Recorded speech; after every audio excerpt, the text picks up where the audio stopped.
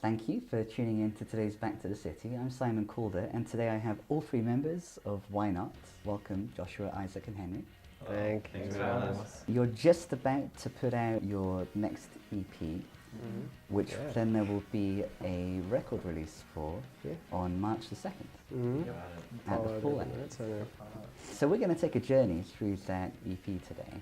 Ooh. Hooray. Yes. I'm ready for that journey. Nice. But first, you probably had this question before, but why not?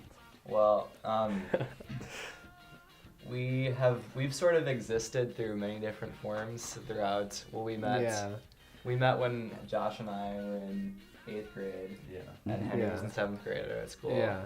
And then we became friends, and then we started playing music. Yeah. Became friends before you started playing music? Yeah. And so you were a group before you played your instruments. Yeah. And me and Isaac kind of started playing music together, and Josh, you hadn't even started playing drums yet. No. And then me and Isaac did a couple different things together, just like groups. That were just kind of like a one-time thing. The two of you were involved with other people in other groups. Yeah, and then Josh was like, I'm gonna start playing drums. Yeah, I had been a drummer, but then I sort of stopped, and then I started again, found out I liked doing it. Yeah. And you got a lot better really fast. Yeah, I think we started the band shortly after I started playing drums. Yeah. The summer after Josh and I were in 9th grade, we started really practicing. Yeah. We had a kind of new batch of songs that were more kind of our style now. I mean, it's changed a lot since, but and then fall of 10th grade, so that was 20 fall of 2016. Played our first show. Played our first show, and then the name came from my mom was a painter. And there was one of her paintings in my basement where we were practicing that said, "Why not?" the phrase in the painting, and we had just recorded a little demo, and we just looked up, and I was like, It's always, I mean, you never really think about it, but it's a pretty big adventure trying to find your name. Oh, absolutely. Unless magically it just comes soon, but it's usually a big process, because how the heck are you supposed to come up with a band name that will stick with you through multiple albums? And Isaac just came up to us and he was like, "What about Why Not?" and pointed to the painting on the wall, and me and Josh were just Sounds like there was some magic involved in this instance. We didn't know it then, but now it sort of serves it does work with our music, because each release we've had has changed sounds a lot. It's had different things, our first album, Friends, it's just it's essentially a compilation of different things, because it's not just one genre. It's pretty. There's a lot of juxtaposition between songs, so I don't know. Diversity and juxtaposition of these contrasting things. Yeah. I would say the name is, even before we knew it, it now serves us as kind of a bit of a mission statement as well. With each release, we're trying to sort of break up from what we did in the last. Yeah. How would you describe this current transition? Well, whenever we were asked this around our last couple of releases, we usually say math punk, because it's pretty punky, but it's definitely we're working odd time signatures, and it's a little more melodic. But I'd say this release sees us. We're just more experimental. I think we're just coming into our own more than ever. So harder to define in a good way. Yeah. You're transitioning from mass punk to something that's harder to put your finger on. Yeah. I mean, there's so much stuff. There's a lot of there's a huge emphasis on post-production with this. I mean, the others, it was we record the songs, mix them, and there they were. Yeah. But now it's we record the songs, mix them, and spent months doing. Added this layer to that song, synth right here. There's that type of stuff, just crazy sounds. And yes, exactly. Yeah, I know the moments that you're talking about. Yeah, we're really excited for everybody to hear this phase. I'm excited for them to hear it too. I would say it's our most song focused release yet. I'd say there's way less emphasis on a cool riff or a cool drum fill or something, because I think in the genre of math rock, which we do draw a lot of inspiration from, there's and depending on which band you listen to, but there's definitely a lot of influence on technical stuff and noodling if you're playing guitar or whatever. This definitely strays away from that and as our most like song-centric. Yeah. Okay, so what does that mean exactly? The focus on song structures, does that also extend to lyrics and there being a kind of recurring themes in the record? So and I sense that there is a lot of that. I feel like most of the lyrics in the record are just about like I said, coming into your own. Yeah. And just kind of being like a free-thinking, independent human. Yeah. I guess. Yeah, discovering oneself, becoming more grounded, and having this like self-awareness and self-love that kind of translates into being a tree, for example. Yeah. Now I'm standing tall, I'm a tree. In eighth year. And I think the lyrics, that's crazy. That's awesome. That's awesome. Yeah. Yeah, there is. I mean, I think that there is that all the way through too. This sense of groundedness in Ready for the World, when I stick my hands into the ground, is like near the end, it's amazing, I'm amazing. Yeah. And at the beginning, I stick my fingers into the soil. So, I mean, that's something that comes up with like the Buddha when he kind of meditates beneath the tree. Yeah. Is that what you were thinking of? Or? Yeah, and I mean, I feel like around the time that all of these songs were written, it was a very like intense period of like realizing where I stand as a person and just kind of like in your values. And definitely. What you stand up for. And and just like the ways that I feel connected to the world, I guess. Yeah. Absolutely, yeah. I feel like there's moments where it's kind of exploring the achievement of mindfulness and then like leaning into like moments of the relative lack of mindfulness. Yeah. Is that an intentional thing? Yeah, I guess just kind of like examining times of like not being that kind of like mindful there person. Yeah. Like in Stud's Dead, I stopped to stand and breathe and appreciate my life at the end of the first verse, but then at the end of the second verse, they're piling and stacking with no sense of resting. Yeah. And I love how the drums kind of play in there. I think, is that also one of the post-production moments? Oh yeah, I mean, there's a part in there where there's just like this crazy buildup of sound, and then it reaches this climax, and then it goes back in, and it's just like, that's totally one of the post-production things. And we're just having so much fun with that, with this stage of the EP and the release, like just being in the studio and playing around with so many things, and just being able to create something super cool. I mean, like, even in terms of songwriting, like Ready for the World is super weird in its own aspect. It's like super straight up poppy, and then it gets to like a breakdown. I just think that's really cool, the juxtaposition. Yeah, with the unexpected like falsetto lyrics as well. Yeah. I would say, well, Thud Dead, we kind of touched on a little, is definitely an example where we're taking lyrics, which the actual concept of that song is, in our history class in 10th grade, our history teacher showed us a documentary about the Triangle Shirtwaist Factory, which was like, that it was a terrible disaster where this building where all these factory workers essentially burned down. And in one part of the movie there was like a voiceover of this guy saying like "Thud Dead," I guess referencing like people falling from the top of the building. Yeah. So it's pretty dark. Yeah. Pretty dark. It's like from the perspective of one of the workers. Yeah. I think it takes on as well as more of the stuff of like mindfulness and stuff as you were referencing earlier, but like with post-production is what I'm getting at. We definitely wanted to play on that, the tenseness of the lyrics and the subject matter, and then amp that up with like our playing and really adding and like more chaos to, and then release as this new section. There's like, it totally is just a, like if you've ever seen that chart of like a movie and how it develops, it's totally just like builds up and you get to the climax and then everything happens and then you're back at the start basically, you know? Yeah. So you're thinking a lot about the trajectory of each song. Yeah. And so this one builds up to so Thud Dead builds up to a climax.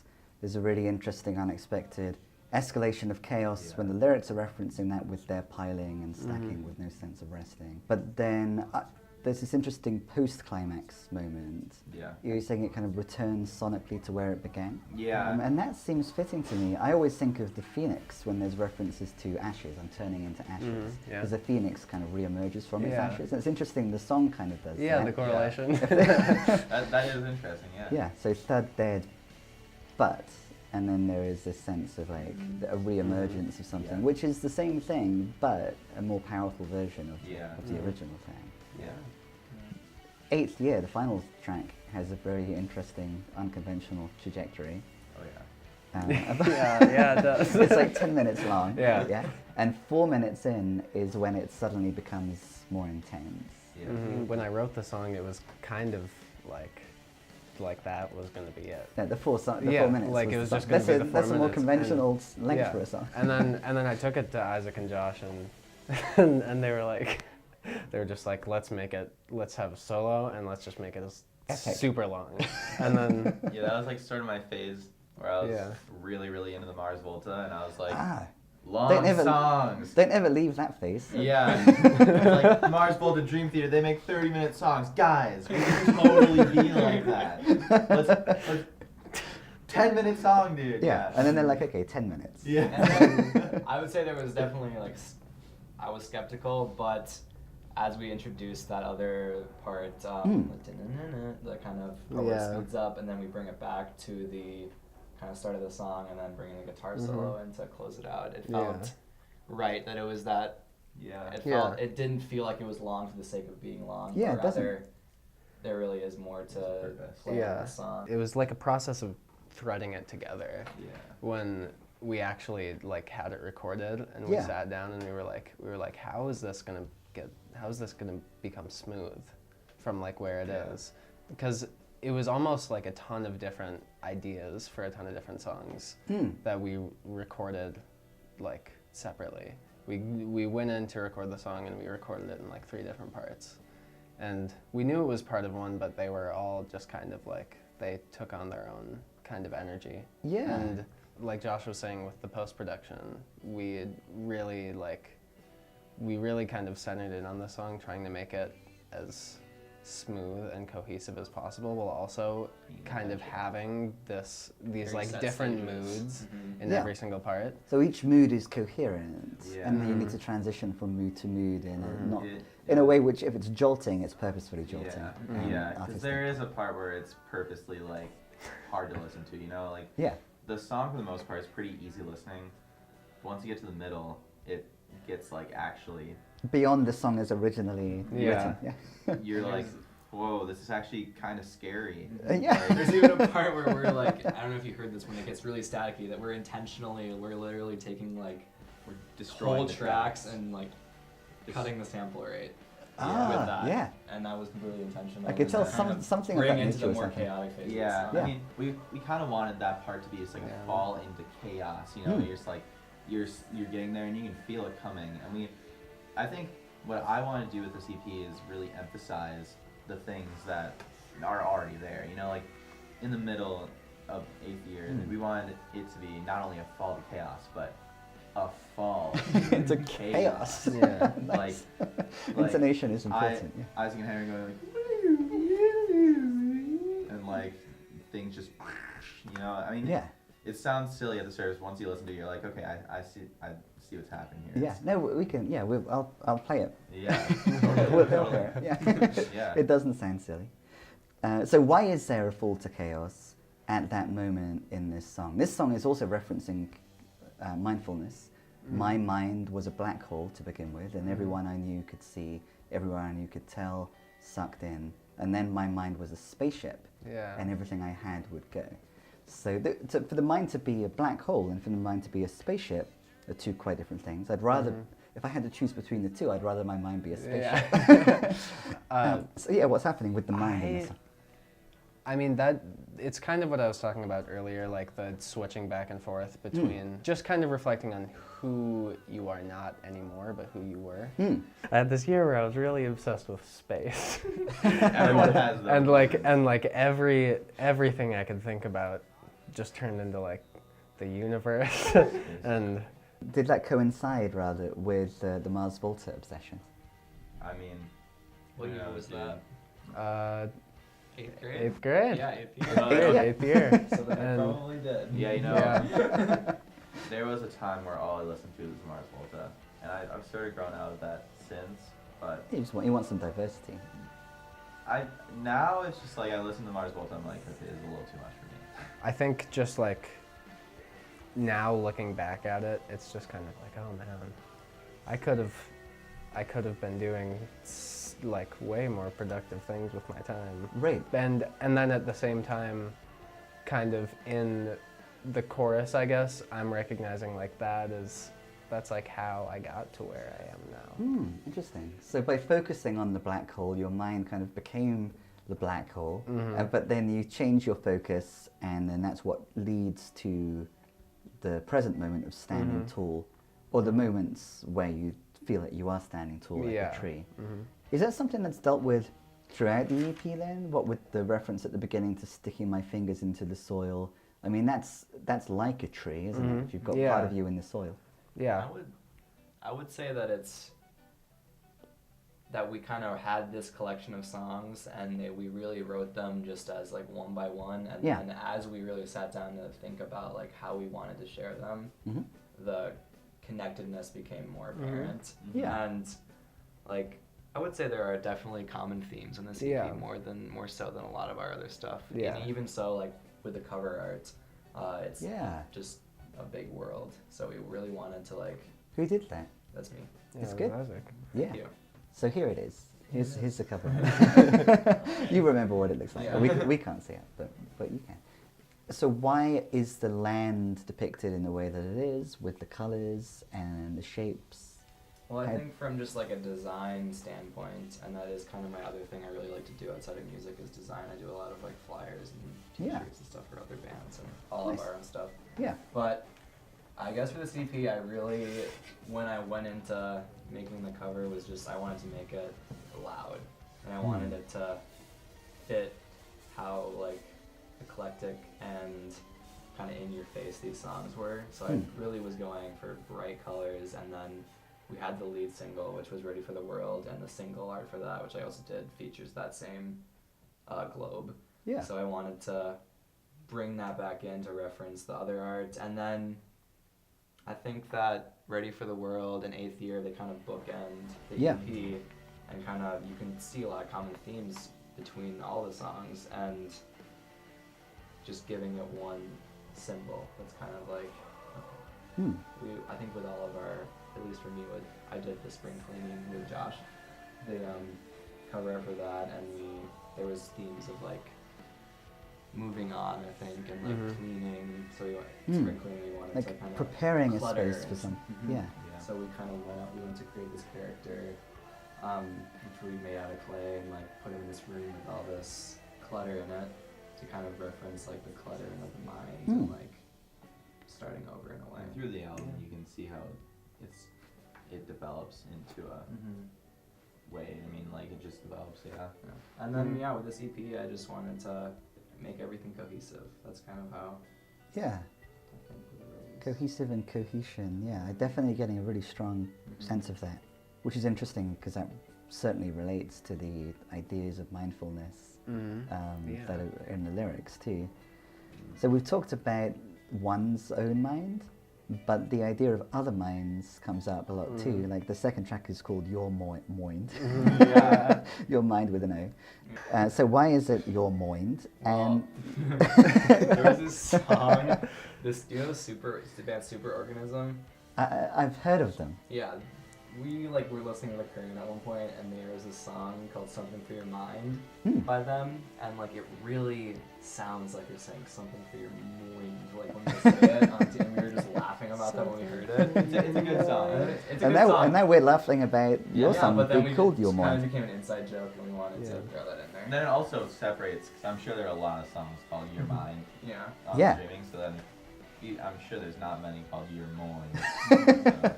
There's about to be one. Yeah, there you go. It serves multiple purposes, And the reference in the chorus to that, or the reference in the lyrics to Your Mind, there's a lyric about slowly wasting away your mind.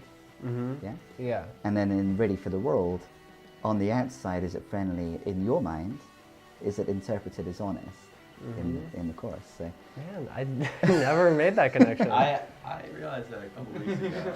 But, so it's asking, so there's mindfulness and there's a celebration of like coherent thinking when the mind isn't a black hole. The mind is enabling one to feel and be more like a tree, grounded.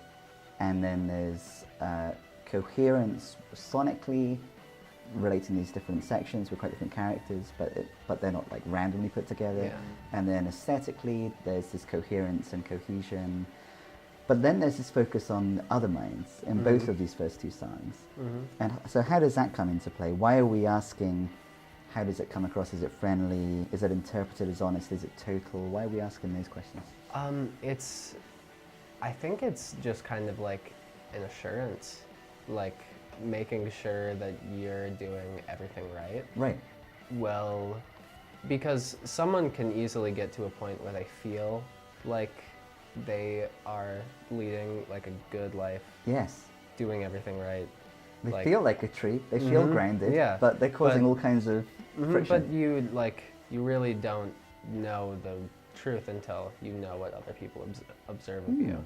And I think that's also that kind of plays into the idea of your mind. It's so weird. It's so weird to say it.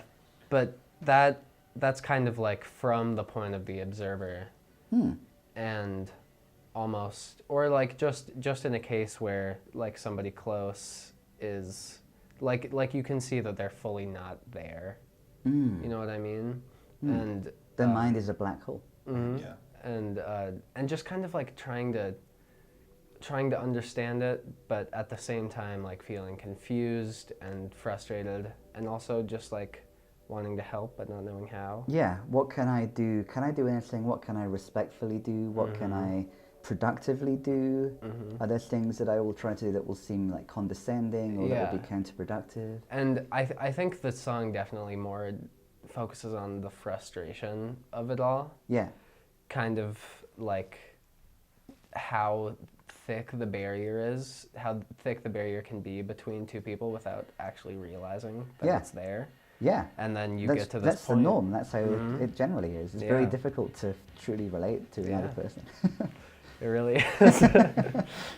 Yeah, but a lot of these songs I still haven't entirely figured out for myself, but that seems to be the underlying tone for that one, for sure. Yeah, and the songs, a lot of great music is like a record of just the process of trying to figure something out. Yeah. I was gonna say earlier, like, just like the theme of a project or something seems like weird and contrived if it's not natural. Right.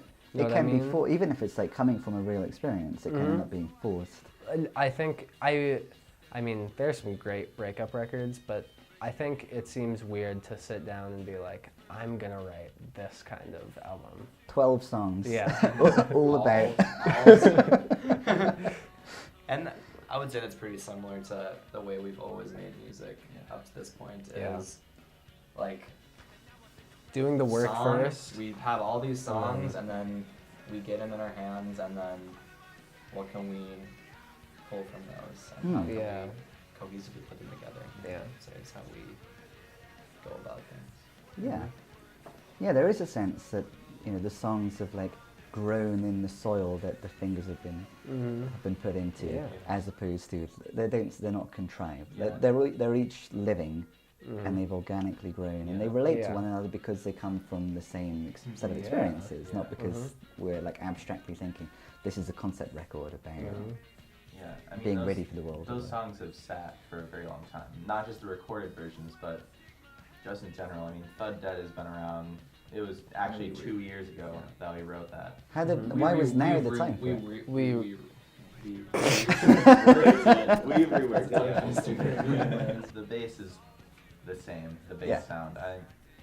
All the songs have sat for a while. 8 years sat for a while. I mean, Ready for the World is the newest of all of them, but they've had their own time to develop.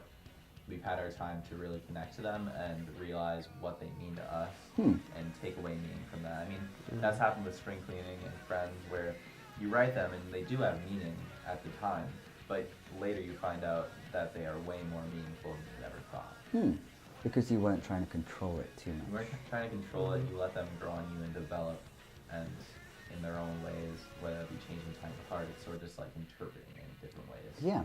It's interesting because we're talking kind of about forced coherence versus like kind of organic, true coherence. And it's interesting how your mind, still fun to say, begins with reference to friends being together, and everyone I know believes the same as me. They all believe the same as me. So we can have we can rest on our laurels with this sense of like community and complete agreement. Yeah. I really like that in Ready for the World that there's this like checking in with those outside, like how is this coming across? And specifically when the words flow, is it total? So we have this feeling of flow, this sensation of having achieved flow. These are organic, this is coming from my values. I do feel grounded like a tree.